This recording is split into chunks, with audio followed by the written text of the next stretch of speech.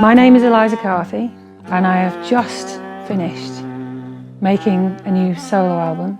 It's called Restitute.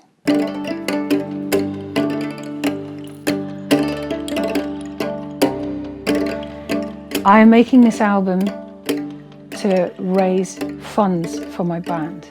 3 years ago, we made an album together and we lost our funding halfway through. We were very lucky and honoured to be rescued by the oldest independent label in the world, Topic Records, who brought out Big Machine, and it's been doing very, very well. However, we didn't get paid. It was not Topic's fault, but we haven't yet been paid. And I thought, there's one thing that I can do. The thing that I can do is something I've not done for 14 years, and that's make a solo album. Where can I make something that feels like it's at home, that feels like it's doing something good for the right reasons? And the only place I could think of was in my bedroom. Well, Eliza said she wanted to do a solo record, and that was really exciting to me because you know, in all the folk gigs that I see her in across the country, like if she's playing with her dad or if she's just out on a solo tour, it's a really impressive and exciting thing to witness. It's really the way most people interact with her, and I think it's never been represented on records properly, not on a whole album anyway. There's not much editing, most of it's completely live.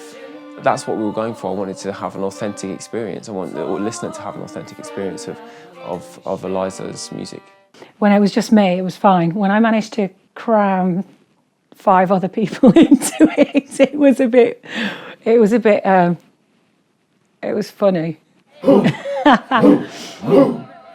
I went to her bedroom in Robin Hood's Bay, and we just set up and we all just squeezed in there, and it was great. It's not really a solo album. I might have allowed some people to creep onto it, 1 or 2. My father, Martin Carthy, might be on the record, my solo record with no one else on it.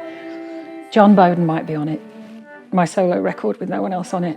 And also Ben Seal, Urban Farmhand, and David Delar and Ben Summers are also on it, but nobody else. That's it. Apart from that, it's all solo.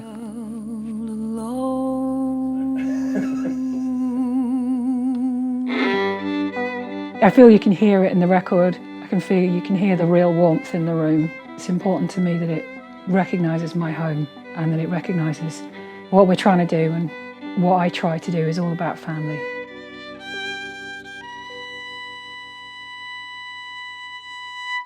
Every one of the songs on the album is either about loneliness, betrayal or death. But I'm an English folk singer, so I know what you can do about that. Friendship to every willing mind. Friendship, the song that opens the album, is a song that my dear friend Tim Erickson sings. And I wanted to represent the work that we've been doing together, and the fact that the whole album is about a sort of pilgrimage towards friendship from a bad place, from a dark place. Friendship alone presents to view sources of real pleasure. The man who puffs the big cigar turns all he touches into stone. So some of the songs on the record are things that I've done before. Specifically, the 2 songs with John Bowden are things that we performed for years and years and years live. One night sad and languid, I went to my bed. In the case of Dream of Napoleon, it's a ballad that we sing together that I learnt from my family. We never recorded that, we never got around to recording it. It needed putting on an album of mine, and John was kind enough to come and do that. I wanted to revisit other old things. For instance, The Slave's Lament, the Robert Burns song.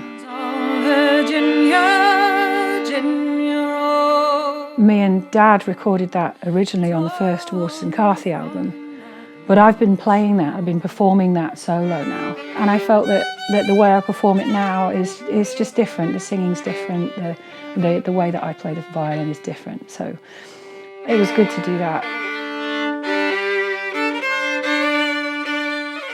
We're making this very, very beautiful package for people to get it in. And what we're going to do is we're going to put it out with postcards hand-drawn by my friend, the New Zealand artist Rosie Winray. Each one of the postcards is going to represent one of the songs. She's also doing the cover artwork alongside Callie Callerman, who works with the Nick Drake estate. And there is going to be a second disc. That year, the Plains enjoyed the sort of summer that comes along only once in a while. I've recorded an audiobook. I was asked to write a story for the Radio 4 series, Stories from Composers.